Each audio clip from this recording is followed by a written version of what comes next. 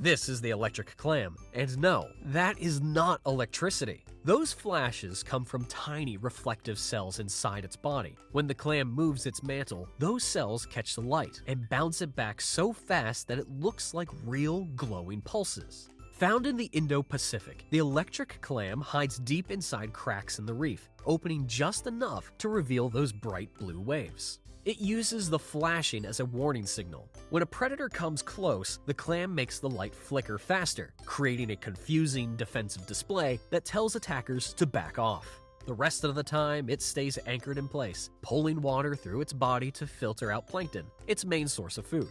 Up close, the flashes look unreal, but they're just reflected light, used in one of the strangest defense strategies in the ocean. A small, motionless clam that defends itself with a burst of blue light no other clam can produce.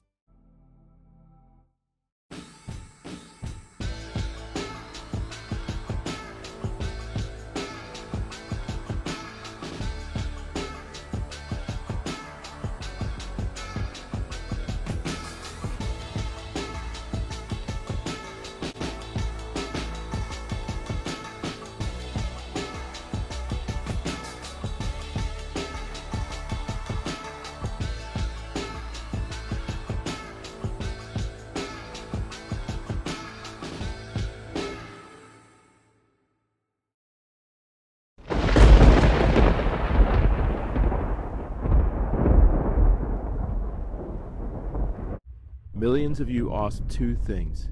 Is this underwater lightning? And is this AI slop? This is real drone footage I filmed above one of the most active underwater volcanoes on Earth, Kavachi. And those white flashes? They are phreatomagmatic explosions, aka steam explosions. When superheated magma hits seawater, that water instantly vaporizes, expanding up to 1,700 times its size. That's a bathtub of seawater exploding into an Olympic-sized swimming pool instantly. Those violent steam blasts refract light, making it look like flashes beneath the surface. Easily one of the craziest things I've ever experienced.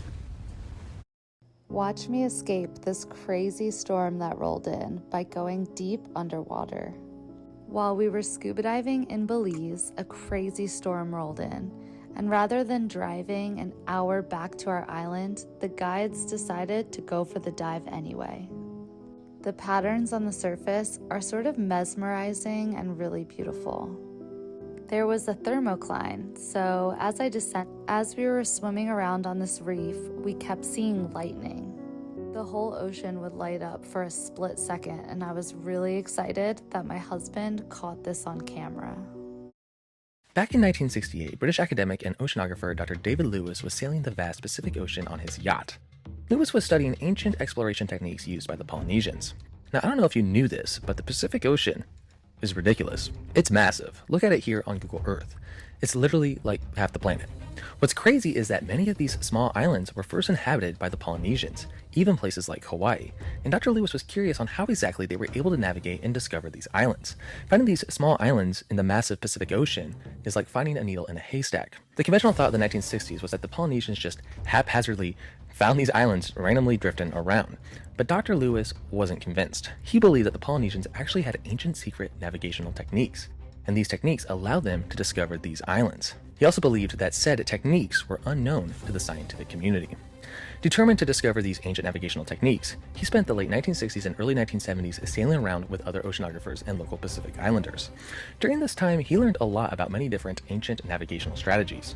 He learned that, similar to Europeans, Polynesians also used celestial objects such as stars for navigation. But on one particular night, this technique would prove impossible. When out in the middle of the ocean, he and his crew were lost under cloudy skies. Overcast skies again. It's nearly impossible to navigate these seas without being able to see the stars. Dr. Lewis figured that the ancient Polynesians had no way of getting out of such a predicament, but then one of the local guides noticed something out of the ordinary. Under the water, there appeared to be a strange flashing phenomenon, but the local guide knew exactly what it was. Surely you've heard of the phenomenon Te Lapa? No. What is this Te Lapa that you speak of? Te Lapa. It means underwater flashes of light. or simply underwater lightning? Dr. Lewis wasn't convinced.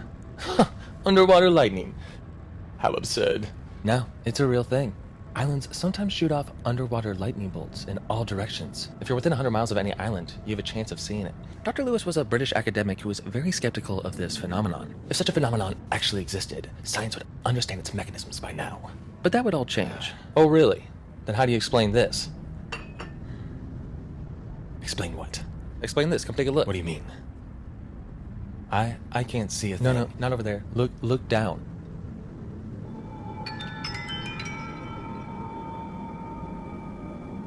I couldn't believe my eyes. What this man was saying was true. Under the water, there appeared to be lightning, streaks, flashes, and momentary glowing plaques of light, continually appearing well below the water's surface. It was absolutely incredible.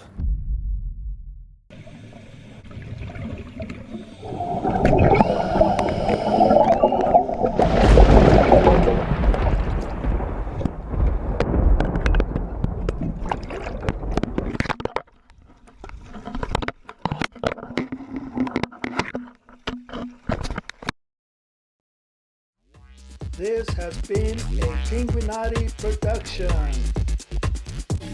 If you'd like to support the channel, links are in the description.